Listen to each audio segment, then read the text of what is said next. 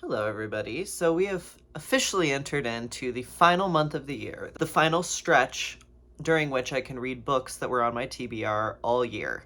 And I made that TBR video back in early October, and on that list I had 24 books.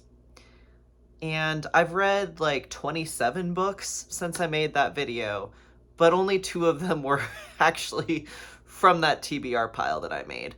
Um, and so I'm going to try to do a little bit better this month.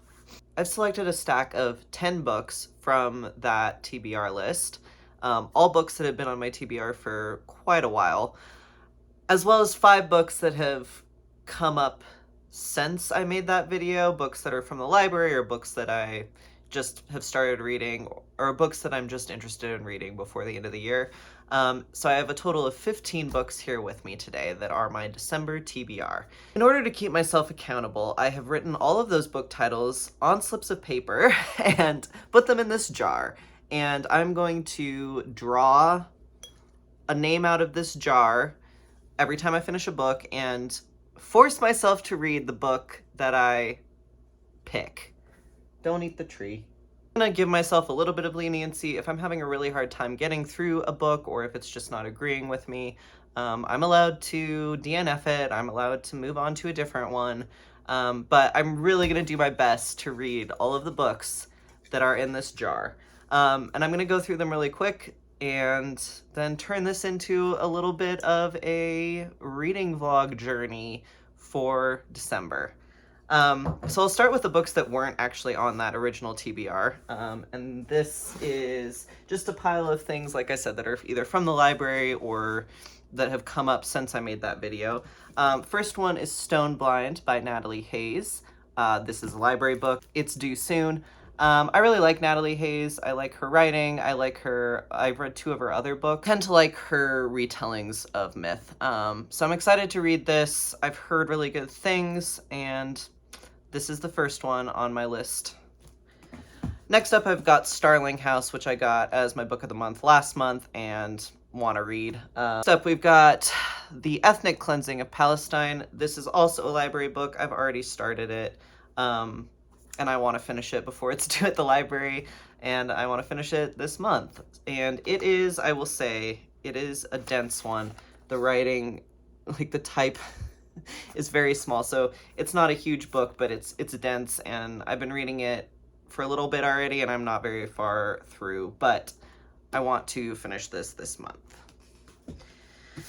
Next up, we've got the Iliad, and this is the new Emily Wilson translation of the Iliad. I actually bought this for my dad for Christmas. My dad and I are both big Homer nerds, and my dad in particular really likes to read any new translation of the Iliad or the Odyssey or the Aeneid that comes out, and he's really interested in comparing different translations and just kind of geeking out on that sort of stuff, which I also enjoy. Emily Wilson was the first woman to translate the Odyssey into English.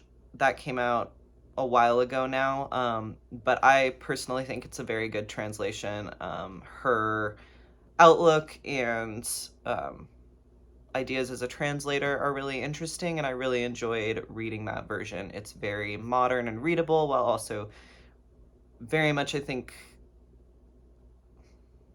while also maintaining the very heroic, epic sense of what the Odyssey is. This is her translation of the Iliad. It just came out a month or so ago. She is not the first woman to translate the Iliad into English. That honor goes to Carolyn Alexander, whose translation of the Iliad I also really enjoy. But I'm really excited to read this version, and I need to read it before Christmas when I have to wrap it and give it to my father. So this is high up on my list. And it's a little bit dense. I think it's going to take me a little while to read through this and actually read it in a way that's enjoyable, and not like speed read through it. So hopefully I'll draw this kind of soon from here. Last of all on my list of books that were not on my original TBR is A River Enchanted. I'm halfway through this right now, and I think executive decision, I'm going to start by finishing this book, so there's another cheat. This will be the first thing that I draw so that I can finish it, because I am enjoying it. I'm reading through it pretty quickly, and I don't want to like put it down to pick something else up right now. So now a quick review of the books that are from that original TBR that I'm going to focus on this month. First of all, you'll notice a lot of these are smaller books because I'm trying to increase my chances of success, but they're all ones that I am feeling pretty excited about reading. So first of all is To Be Taught If Fortunate by Becky Chambers. I think I mentioned in that old video that this is one of my friend's favorite books, very strongly recommended to me, and it's quite a short little one. I like Becky Chambers a lot, so I'm excited to get to this one. Then we've got Time Shelter. This was the International Booker Prize winner this year. Another one that I've been really excited to get to and just haven't picked up, so excited to get to this one as well. A Memory Called Empire. I am a little bit worried about this one. I sometimes get bogged down in sci-fi, especially if it's just a very complex world. But this was strongly recommended to me. The premise sounds amazing, and I'm hoping it's one that I can really just sink into and get really invested in and read through quickly. So we'll see. Next up, I Who Have Never Known Men. I talked about this. This is a book I've been really excited to read. I accidentally left it at my friend's house this summer when I thought I had it with me and couldn't find it. It's another slim one, so excited to get to that. Similarly, Autobiography of Red by Anne Carson is another one that I thought I brought with me this summer and didn't actually, so this has been high on my list for a while. Anne Carson is known to be somewhat impenetrable at points, but I really like her writing. I've read a couple of her other books, and a lot of this is actually in verse, so I think that it won't be too difficult to get through or to get to. Then we've got The Light Pirate. This book, I've started it. I'm about 80, 100 pages in. And it's been slow going for me. It hasn't really captured me the way that I was hoping it would. But I want to finish it before the end of the month because I've been in the midst of reading it now for a month and a half. So clearly, I don't know. It's been a slow start for me, and I hope it picks up soon. But gonna finish this month. Then we have They Can't Kill Us Until They Kill Us. This is a book of essays. I talked about this in that TBR video. And I've read a few of the essays in here already, kind of picked and choosed. That's not right. Yeah, just read a few that really piqued my interest when I first got it, but I would like to read the rest of them this month. Then we've got Oranges Are Not the Only Fruit by Jeanette Winterson. This was another one that's been on my list for a long time. I said it was really high up on my TBR, and it is, and it's another pretty short one. So hopefully can read through this. Then we've got a little tiny guy, Lunch Poems by Frank O'Hara. I mentioned I've already read several of these poems, and I would like to finish reading them. I don't actually, I think, have that many left in here. I'm not sure. I think I've read about half of them, but I'm going to finish this before the end of the year, and I think this will be kind of nice to break up the novels, to break up the bigger books.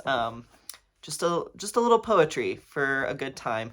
And I might not, like, when I draw this book, I might not actually just sit down and read all the way through it. I might just kind of intersperse poems, maybe one poem between each book that I read. Something like that. We'll see. And then last of all, I would like to read The Word for Woman is Wilderness before the end of the year. Again, this is one that I've started multiple times and just haven't gotten past the first 20 pages or so.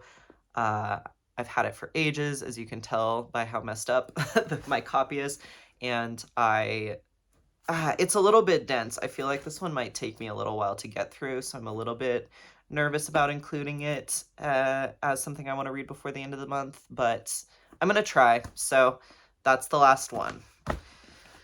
So as I said, I've got 15 books. I've already decided that this one, finishing A River Enchanted, is going to be my first order of business, but I'm going to draw another one out of the jar right now to know what is coming after this, because I think I might actually finish this later today. I don't have anything to do today, really, and it's snowing really hard outside, and I think that I probably am going to finish this book today. So I'm going to draw my next book out of the jar, and we will see what and we will see what is coming for me next.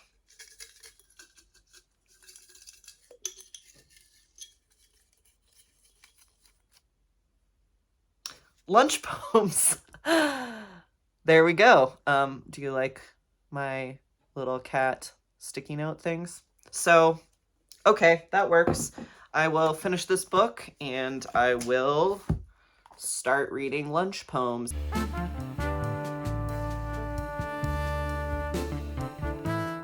Hello, just checking in. So I have finished A River Enchanted. It's the next day.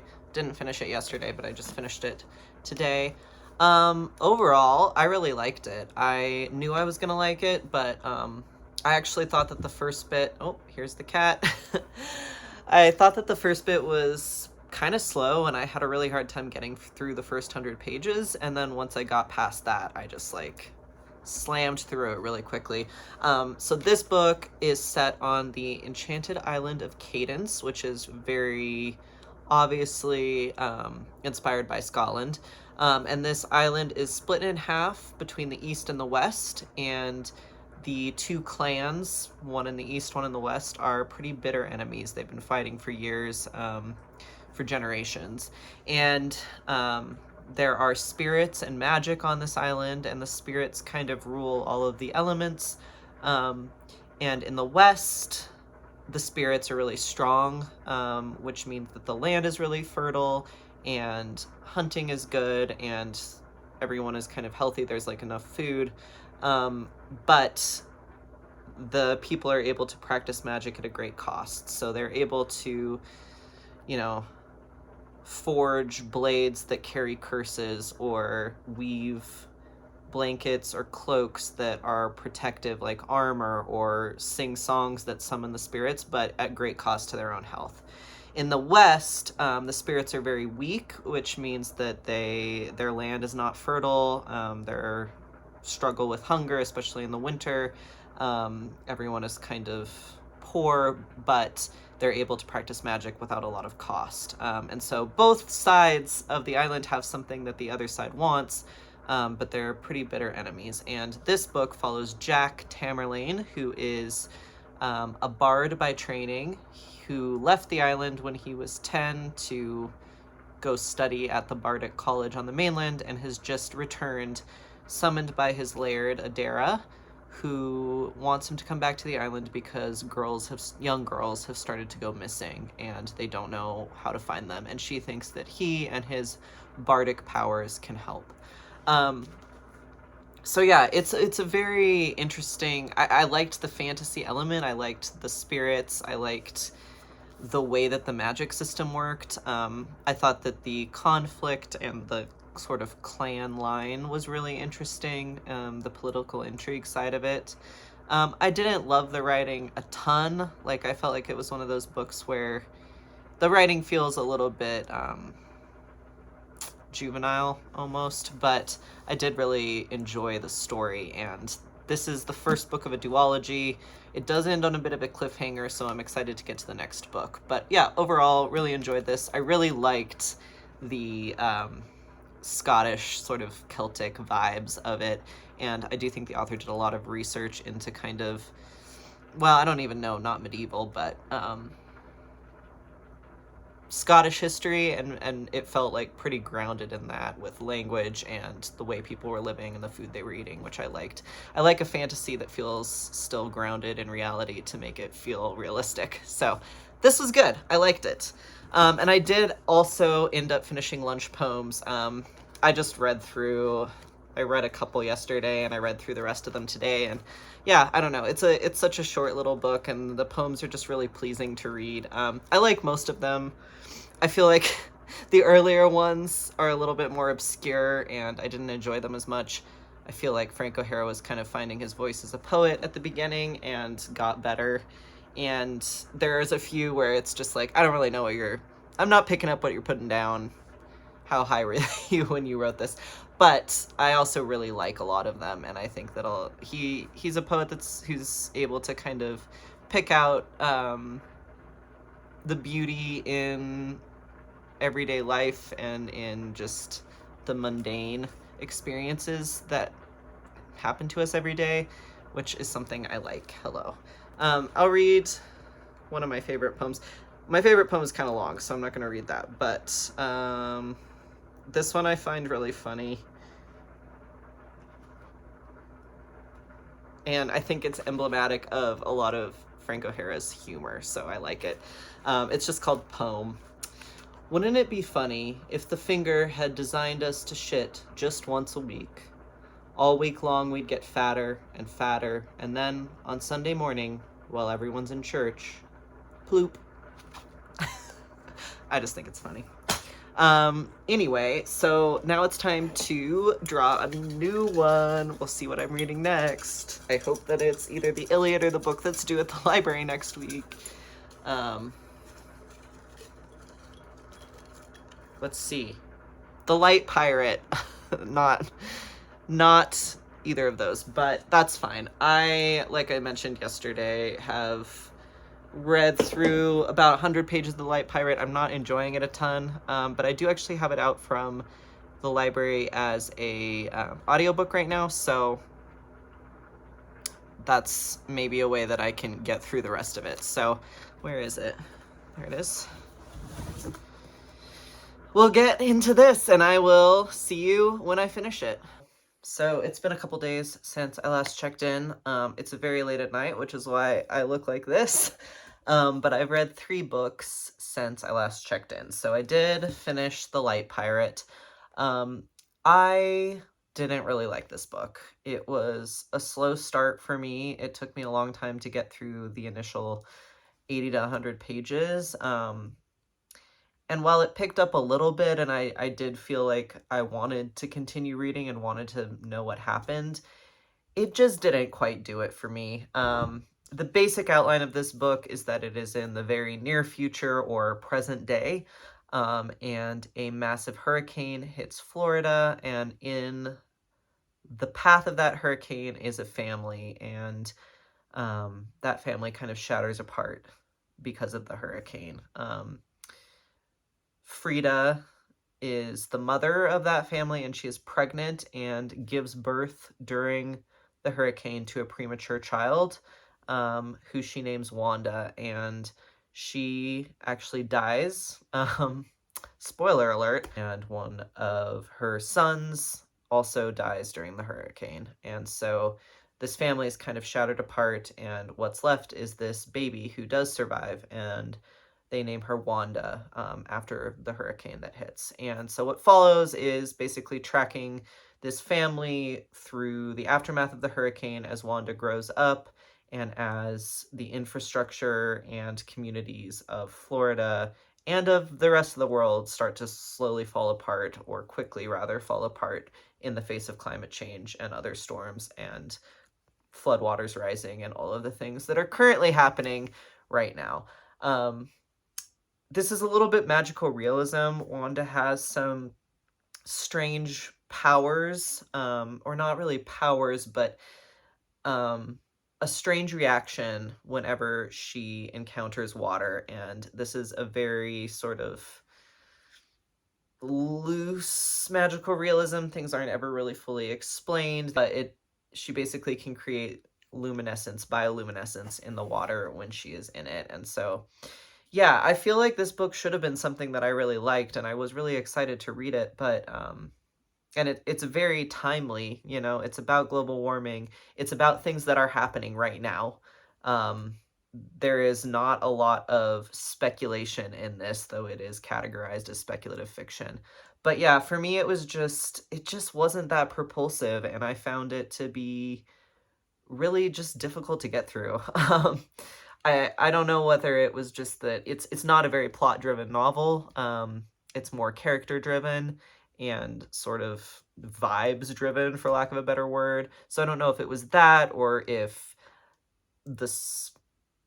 if it just felt very drawn out, all of it. It's like there should have been a lot of kind of thriller energy. It should have been very tense. It should have been taut, but instead it just felt drawn out, and to the point where I was kind of bored with it. I do think that it's valuable. It's a valuable think piece into the world that we live in and into the immediacy of the environmental and climate disaster that we are currently facing. Um, I liked the stylistic choice to really place it in the present. There's reference to hurricanes and storms and current events that are happening or have recently happened in our world. So it's very clear that this isn't a distant future or even a near future. It is now. And I appreciated that. And I appreciated also the vision of kind of how things began to fall apart in this small community and then in the wider world, and sort of the realism of how climate catastrophe will likely hit and likely affect communities throughout the world. So I appreciated a lot about it, but it just, for some reason, I don't know, it just wasn't for me. So that was kind of disappointing. I also read another book that was not on my list. This is The Butcher's Blessing, and this is a book that I picked up kind of at random from the library when I was there last, and it is a book set in Ireland in the 1990s. It's set in the Republic of Ireland, but kind of in the borderlands near Northern Ireland, and so it's involves or speaks to the troubles and the violence that was happening at the time, and also the 90s outbreak of mad cow disease, which heavily affected the beef industry in England and also Ireland. I kind of picked it up because I had just finished reading Say Nothing, and so was kind of, I don't know, just interested in it. And I'm really glad I did, because I really liked this book. In this book, we follow Una and Gra, who are the daughter and wife of a butcher. And the butchers are this group of men who travel around Ireland to basically slaughter cattle and other livestock in a traditional way. And these are really, really old traditions. They're thousands of years old. They're based on old Irish myth and legend of a curse and war, and sort of it goes into the tradition of the idea of the importance and sacredness of cattle in Irish myth and legend. And there's a lot to get into there that I'm not going to try to summarize for you in this video, but basically these men, it's a group of 8 men, they travel around Ireland all year doing these slaughters for the families who still believe in that, and they're only really home for 1 month out of the year, and so their wives and their children stay at home and kind of wait for them to come back. And so this book centers one of the butcher's wives and her child, who wants to become a butcher when she grows up. However, butchers are only men and she is a girl, and so there's kind of that tension. There's also the tension of sort of the modern Ireland versus traditional Ireland. A lot of people don't like the butchers, don't trust them, think they're superstitious, think they'll bring bad luck, think they're just backwards and holding Ireland back. So there's a lot of tension there. There's the tension of the troubles in Northern Ireland, and there's the tension of the mad cow disease, which plays into how these cows are slaughtered in the traditional way versus the kind of modern slaughterhouse way, and the idea that the butchers are potentially spreading the mad cow disease. So it's a very complex book, and it's not really what I was expecting. I was expecting it to be a little bit more sort of focused on the myth and the legend, because it's kind of, it's kind of advertised as sort of a mythical story, and a thriller, and it is a thriller. There's a murder in it, and so it's kind of a whodunit, because one of the butchers actually gets murdered, and that leads to the dissolution of the butchers, and everyone's trying to figure out what happened, basically. But it's a very complex book, and there's a lot going on in it. It's a really fascinating look at kind of the tension between the modern world and the traditional world, and sort of what you lose of national identity, of tradition, of meaning when you turn your face entirely away from tradition, and focus only on modernity. So I thought it was really interesting. I thought it was really good. I did a really bad job at describing it, but I would strongly recommend it. So lastly, I made the executive decision, because it was due at the library, that I was going to read Stoneblind next. I did not draw this out of the jar. I just decided I was going to read it next. because it's due at the library. So I did read it. I just finished it minutes ago, and I really liked this. I mentioned at the beginning of the video that I really like Natalie Haynes, and I like her writing, and I like the way that she approaches myth and retellings of myth. She writes from various perspectives, so she takes basically everyone who is remotely involved with a myth or a story and gives them all voices and weaves the story together in that way. And I thought it was particularly effective here. There's so many characters and there's so many legends and myths that go into the story of Medusa, which is what this book is about. That it's really just fascinating the way she did it, and she covers so many different stories and so many different people and gods and goddesses and ones I had never heard of, and she gives voice also to not only the disenfranchised in the myths, which are usually, you know, the women or the demigods or the monsters. She also gives voice to the sea itself, to the snakes of Medusa's hair, to the winds and to the sea and to the trees, the olive trees and the birds. And it's fascinating the way she does it. And I really, really liked it. This is really, again, it's a retelling of the story of Medusa and of Perseus and of everything that goes into that, which is really a story of power and abuse and also what we consider to be a monster or to be evil or to be heroic behavior versus evil behavior. And I thought it really did a good job of sort of probing into that and probing into, well, the way that we tell stories and the way that we conceptualize stories and the characters within them. I think Natalie Haynes' work is quite good and a little bit refreshing in the ecosystem of sort of myth retellings that is saturating the market right now. She is also a comedian, and so her work is really suffused with humor, and her characters are very human, and I think she just has a really great knack for characterizing the gods and the immortals in her stories, where, you know, in the Greek tradition, they're basically just like a big petty fighting family, but they're also these all-powerful beings, and so they just have a very interesting characterization, and I think she nails it. So the cat is here to witness, and I'm going to draw my next one.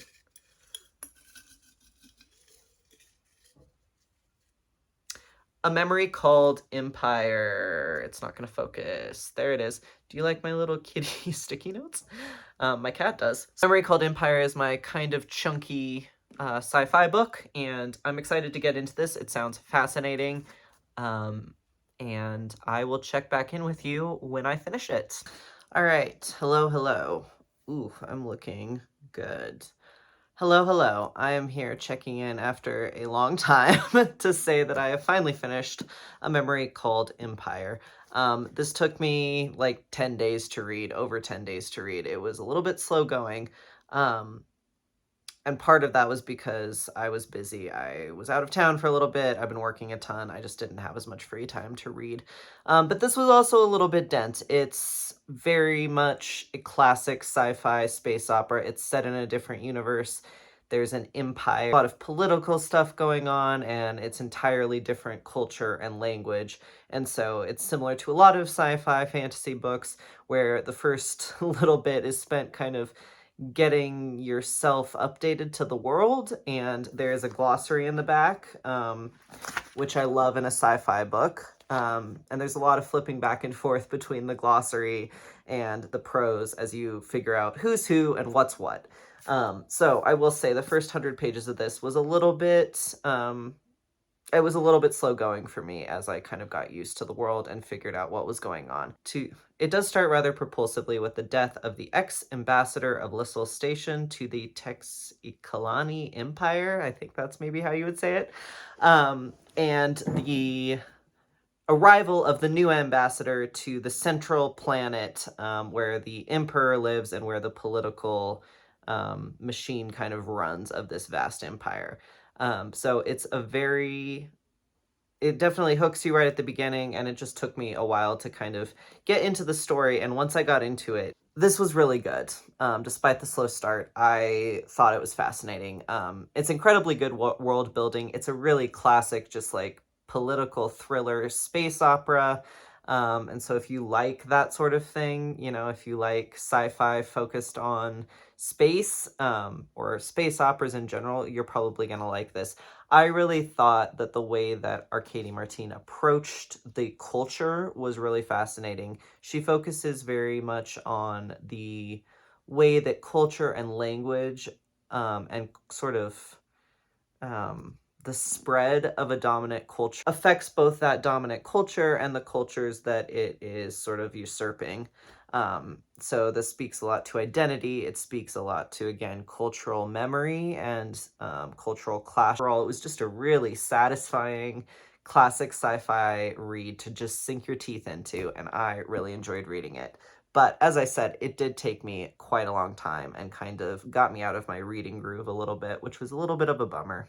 So next up, I have made the executive decision to read the Iliad next. I have 6 days until Christmas. It's the 19th. And I have 6 days until I have to give this to my father. And I've started reading it a little bit, which is also part of the reason why this took a little longer. I dipped into this, and I have started reading it. But yeah, this is by default the next book that I'm going to read. However, I am still going to draw another book out of my little jar because I want to be reading, or I want to have something else that I can read when I get a little bit tired of reading the epic poetry.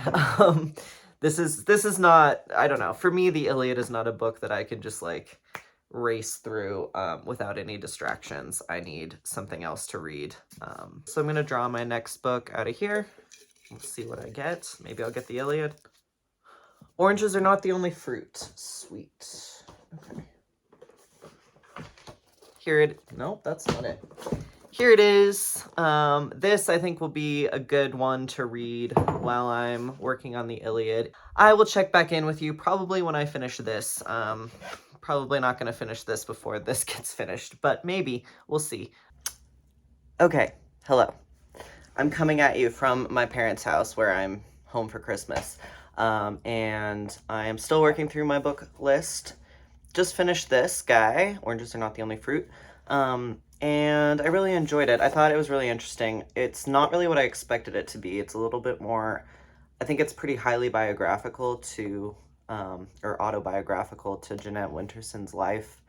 And so it's primarily focused on the childhood of a young girl named Jeanette, who grows up in an extremely conservative, strict evangelical Christian family, like Pentecostal, pretty focused on religion in every sense of the word and missionary work. And so as she's growing up, she is absorbing all of these, customs and expectations and plans to be a missionary when she grows up.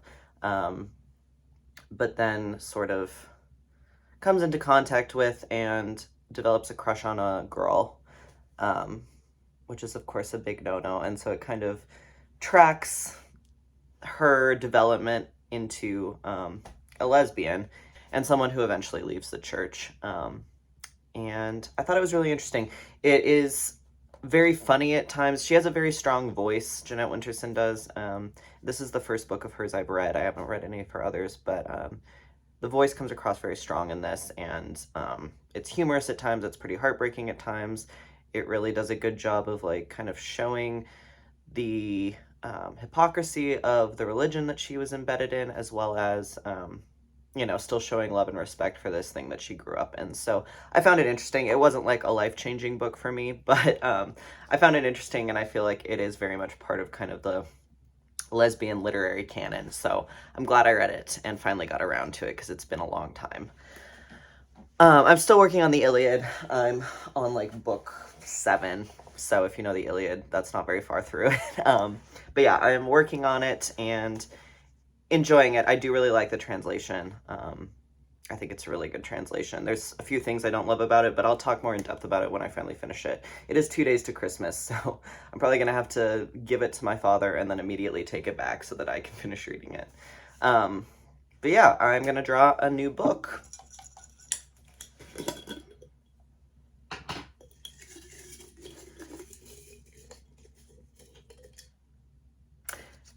It's, They Can't Kill Us Until They Kill Us. This isn't going to focus, which is a book of essays, and one, again, I've had for a long time and I'm really excited to get to. Hello, I'm in the kitchen now.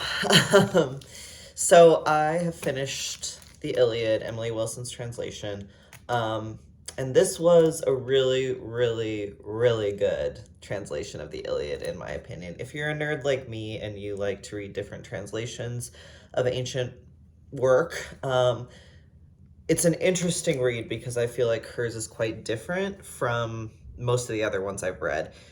She talks about this a lot in her translator's note and the introduction of this, which is about 70 pages long and really interesting. But she really focuses on the fact that for the ancient Greek audience, these poems of Homer's were oral recitations that they would listen to, and that they were quite accessible. You didn't have to be a person of high learning. You didn't have to be, gentry, or basically anyone who was well educated in order to understand and absorb and enjoy these poems. They were entertainment more than anything else. And so she's really focused on getting that vibe through in modern translations. So she uses quite accessible language. She uses pretty informal language, which I think if you have read translations of the Iliad or the Odyssey or the Aeneid or any of these poems, sometimes is not the case. Sometimes it's quite sort of high language. She also doesn't constrain herself to the same number of lines as the original, and so she uses she basically is doing whatever she can to make it accessible, and in the spirit of the way that they were originally performed and recited. And so that's a very interesting approach because it's a different approach than a lot of other translators take. This isn't my favorite translation of the Iliad ever. My favorite translation currently is Carolyn Alexander's translation, which came out in like 2015 or so, and is a really, really wonderful translation. Also very readable, also very lyrical. But I did really enjoy this, and honestly, a very quick read for the likes of Homer, or at least was for me, because it's really well translated. It's very easy to read. It's easy to absorb. If you're reading it out loud, it very much like trips off the tongue. She writes it in iambic pentameter, which is of course kind of the way the English meter that is the most pleasing to the ear and to speech patterns. And so, yeah, I thought it was really interesting, and I thought it was really beautifully translated. Not my favorite translation ever, but really high up there, and really for what it is. It's a really good introduction to Homer for someone who is interested in reading Homer for the first time.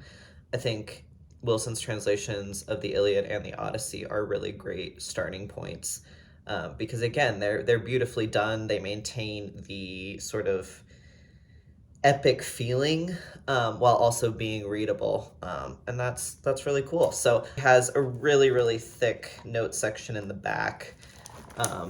You can see with very specific translator notes for why she chose certain things, as well as explanations of names, explanations of stories and myths that are tied into the Iliad but not actually spoken of or told within the poem. And so I really appreciated all of kind of the extra material in here that you could use to heighten your understanding as you were reading it. So really good. And this is getting a ton of praise, and I think it's going to become one of the Iliads of our generation. Sounding like a little bit of a dick right now, but you know what I mean. They Can't Kill Us Until They Kill Us was the book that I had picked out of my jar as the next thing to read, and I'm about a little less than halfway through it. It is a book of essays. They're focused on kind of music and cultural criticism, and they're really good. Abdurraqib is a really, really, really good writer and is able to just kind of pull so many different things into something that starts out as like an analysis of a Prince concert, and turns into so much more. So I'm really enjoying reading this, but it's like I'm reading a few essays a day. It's not really something that I would like sit down with and blow through the way you do with a novel. So I'm working my way through this. But yeah, I have read a few things in between, including A Study for Obedience, which was shortlisted for the Booker Prize this year, and I got it at the library, so I, again, had to read it sort of in the short term. This is only the third book on the Booker list that I've read this year. Last year I read almost all of the books on the long list. This year I've only read a few. And this one I liked. I thought that it's one that has a lot of depths. On the surface, it's a very simple story about a woman who goes to live with and help be a housekeeper for her brother who has immigrated back to the country where their ancestors came from. And when she gets there, strange things starts to happen in town, specifically with the livestock in the town. So, and she kind of becomes a scapegoat because things start to happen as she gets there. Um, and that's what it is on its surface. And then there is so many different layers in this book of narrative. She's a very unreliable narrator. It's unclear whether or not she's doing things on purpose or is actually just kind of at the wrong place at the wrong time. It's a very interesting meditation on power and oppression and sort of how victimhood and just the act of being oppressed can in turn kind of create some power. Not in a kind of like gross victim blaming way, but just in a very interesting way that makes you think really hard about kind of these dynamics and the power dynamics at play. So I found it really interesting. It's quite a short book. It's very, very stylistically written. The sentences are so long. There's so many different clauses and commas, you kind of forget where you started. It's sort of like a stream of consciousness from a rambling, unreliable narrator, and so you have to really parse out what's going on and read between the lines. So I found it to be a really interesting reading experience. It wasn't like my favorite reading experience or my favorite book of the Booker Prize contestants that I've read this year, but I thought it was really interesting, and I definitely see why it was nominated for the Booker. Okay, I'm gonna go ahead and draw another book out of my jar because I'm not finished with this, but I feel like I want to have another book that I'm reading while I'm reading through this. I do have a couple other books from the library too that I need to be reading, so I might not, I don't know what I'll finish first, if I'll finish whatever I draw next or a different book. But it is today, the 29th of December, so we're almost done with the month. I don't have that much time left. I have only read 8 books this month so far, which is kind of low for me in December, but it's been a really busy month. I've been working a lot. And we kind of had some extended family around for Christmas, which we don't usually have, so there was just a lot going on, and I didn't have as much time to hermit in my room and read. But yeah, I'm gonna see what this gives me next. That's not it. Starling House, sweet, actually. This is one I've really been wanting to get to. I have kind of been chomping at the bit to read this. I'm really excited about it, so I probably will pick this up next over the library books that I should read first.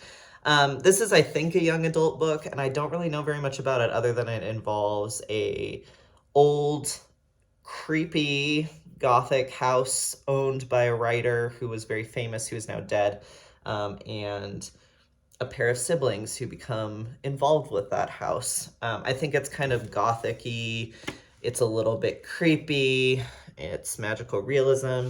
Again, I don't really know that much about it, and I kind of don't want to because I've heard it's quite a like mysterious and interesting ride to read through. So I'm excited about this. I probably will read this next. Still going to be working on this. We'll see if I manage to finish one or both of them before midnight on the 31st.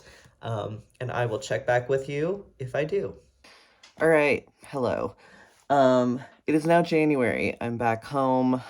December is over, and I'm here with my final update on what I read this month. Sorry, the lighting's really bad. It's extremely early in the morning because I'm trying to do this before I have to go to work. So I read 2 more books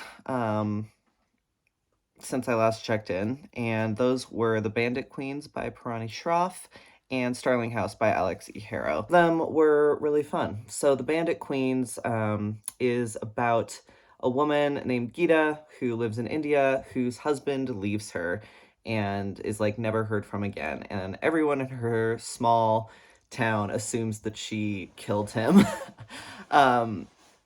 Because men are generally pretty badly behaved in this town. And so because people think that she killed him, other women start coming to her and asking if she can help them kill their husbands. Um, and it ends up being this kind of comedic, really dark comedy because Gita didn't actually kill her husband, but ends up being an accessory to multiple murders. Um, it's a very satirical book. Like I said, it's quite a dark comedy, and it uses comedic tropes. Talk about a lot of issues in modern Indian society, including the caste system, religion, women's rights, the laws that govern marriage, that sort of stuff.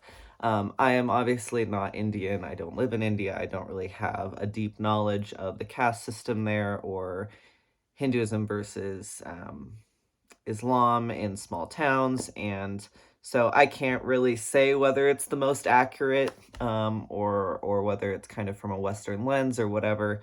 But I will say that I learned a lot from it, and I really, really enjoyed it. It's quite a romp, and the characters are all so just lovingly drawn, and their relationships with each other are just great. So I really enjoyed it. Last but not least, we have Starling House, which I actually finished the last 2 chapters on January 1st, but I wanted to lump it into this video anyway. Starling House was also great. I just devoured it. I read it really quickly. It's not like great capital G literature. It's not the most original fantasy idea in the world, but it is so much fun. I thought it was so much fun. It's kind of a gothic fantasy. It centers around this house called Starling House in this tiny town in Kentucky. It's the house of a well-known, kind of locally famous author, children's author in the 1800s, who was known to be kind of a weird lady. And so the house, there's rumors that it's haunted. People don't want to go there. Its legions of caretakers over the years have always been viewed as outsiders and kind of creepy.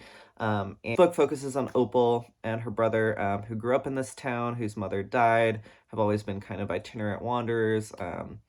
And Opal's main goal is to get her brother out. He's finishing up high school and she wants to make sure he can leave the town. And she has been having dreams about Starling House since she was a kid and is very much drawn to it. And so this book is basically just about her finally entering into the house and meeting the caretaker and everything that happens from there. It's got very like standard sort of gothic tropes, but it's super, super fun. And I don't know, I just really enjoyed it. I thought the plot was really well paced. I liked the characterizations and the character relationships. I just thought it was super fun. So I would say if you are like in a reading slump and you're into kind of, it's not really gothic. I don't know. I'm not really into horror and I wouldn't really categorize this as horror, but if you're in a reading slump and you enjoy houses, like gothic-y style stories, yeah, I really like this book. So I only ended up reading 10 books in December, which is lower than I thought I would read. I think the Iliad kind of slowed me down there in the middle. But I ended up reading 7 of the books that were off that original pile that I wanted to read. So a little less than half. Not as good as I wanted it to be. I did read a couple, 3 obviously, that were not part of that list, which I always wanted to give myself the ability to read away from the TBR if I wanted to. And you know, library books come and go.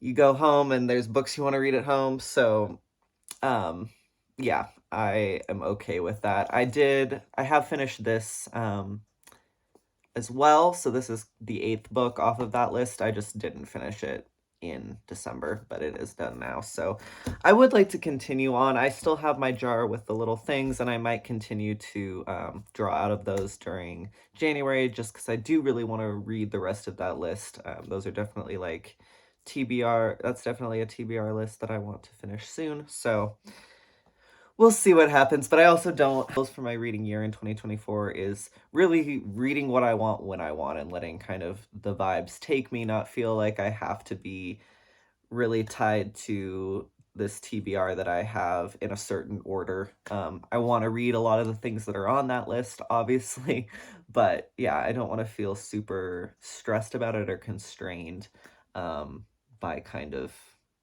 an arbitrary list within the list, if that makes sense. So we'll see what happens. I'm excited to see how my reading year 2024 goes, and thanks for joining me on my December journey. Bye.